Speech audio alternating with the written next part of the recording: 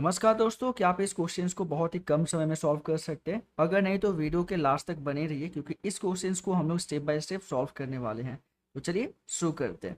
देखिए, इस क्वेश्चन में बोला जा रहा है कि एक कस्बे की जो वर्तमान जनसंख्या है वो आपका 15,625 है।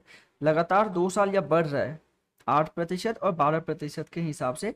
लेकिन तीसरे साल जो है वो 22% के हिसाब से वो घट रहा है। तो तीसरे साल में उस कस्बे की जनसंख्या क्या होगी, हमें ये फाइंड आउट करना है। देखिए, अगर मुझे लगातार 2 वर्षों की कुल बढ़ोतरी निकालनी हो तो उसके लिए हम लोग यहाँ पे एक फॉर्मूला की यूज़ करने वाले हैं। और वो जो फॉर्मूला है हम लोग उसको एक्स वाई के टर्म्स में डिस्कस करेंगे।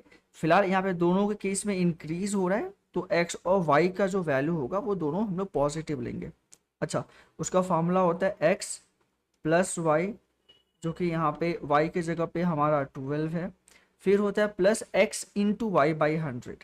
तो x के जगह पे यहाँ पे 8 है इंटू 12 बाई 100। अच्छा, इसे जब हम लोग फर्दर सिंप्लीफाई करेंगे तो इसका जो वैल्यू होगा 8 और 12 20, और 12 इंटू 8 यानी कि 96 बाई 100, जिसका वैल्यू होगा 0.96। और सबको जब हम लोग जोड़ देंगे तो उसका जो वैल्यू होगा वो 20.96 होगा।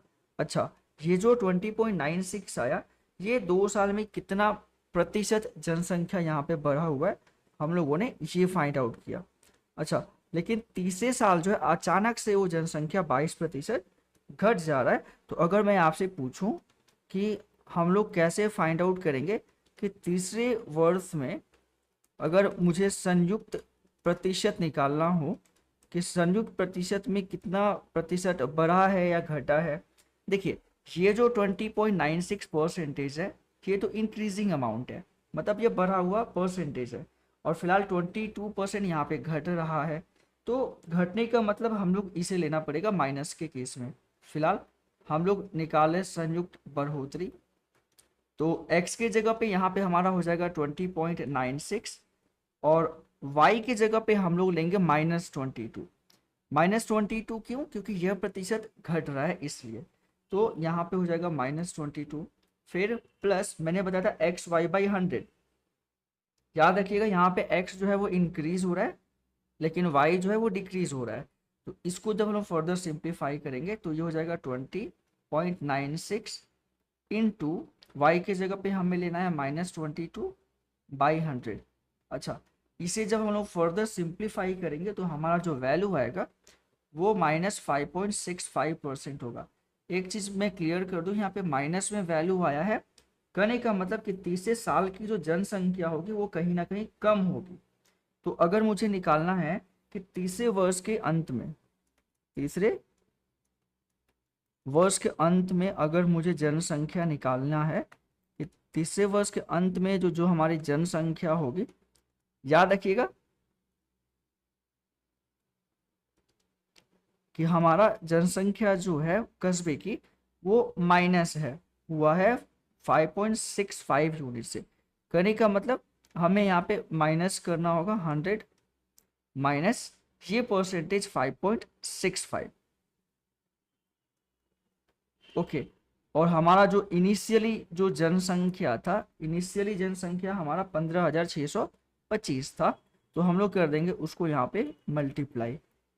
बस हम लोग इसे फर्दर सिंप्लीफाई करेंगे। ये हो जाएगा 15,625 गुने 100 माइनस 5.65 जो होता है वो हमारा 94.35% होता है।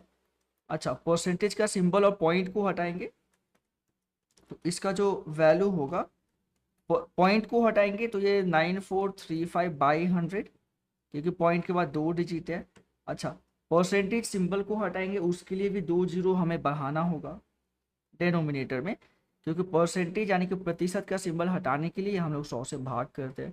और जब हम लोग इसे फर्दर सिंप्लीफाई करेंगे तो हमारा जो वैल्यू होगा वो 14,742 होगा, जो कि हमारे ऑप्शंस में ऑप्शन नंबर सी जो है वो करेक्ट ऑप्शन दिया हुआ है। तो दोस्तों, आपने देखा कि इस तरीके के क्वेश्चंस को कैसे हम लोग स्टेप बाय स्टेप सॉल्व कर सकते हैं।